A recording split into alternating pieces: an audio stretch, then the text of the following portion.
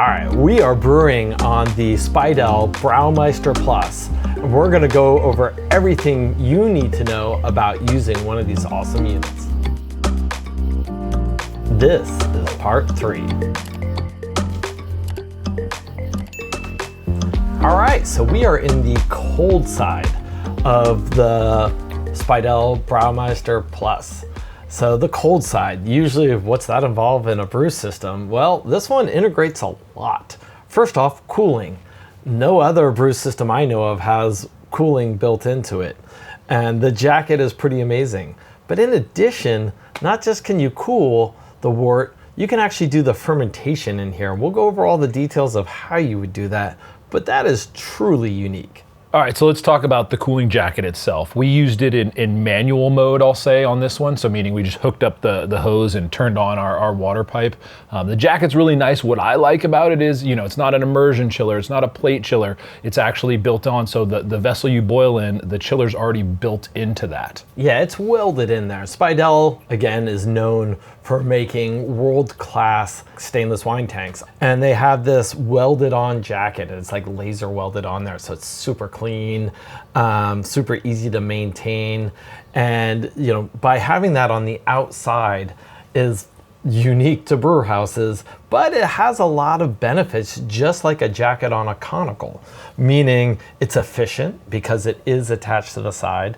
It is sanitary because it's on the outside. You're not putting coils, you're not running your liquid through a small pipe that's hard to keep clean, or a plate and frame that's hard to make sure you get all the hops out at the end, stuff like that. So it's extremely sanitary and it's extremely efficient.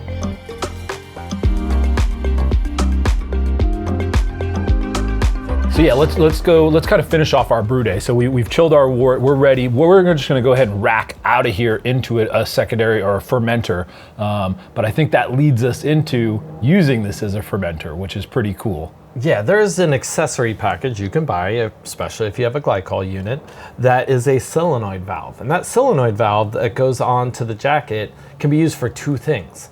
First, it can be used for actually your water. So you could pre-hook your water on, have the solenoid on there, and have it set. And when you're ready to chill, the brains will actually turn that solenoid on and let the water come through just for your heat exchange. Then when you're done with that, then you can take the water off and hook up the glycol. And then now, for fermentation, it can handle the cooling just like you would on any professional conical out there.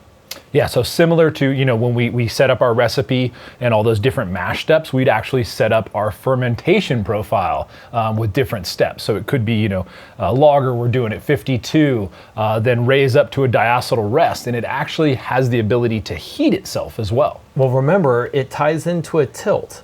So you can actually have exact measurements of gravity. So not only can you have yes, it can do a profile, but it can do the profile based off of gravity. So it can know when to warm it, when to cool it, and you can either pre-choose ones that are pre-set up or build your own fermentation cycle. Also part of that package with the solenoid valve is a clamp and a fermentation lid that obviously has an airlock for fermentation. And I'll just touch on the clamp real quick.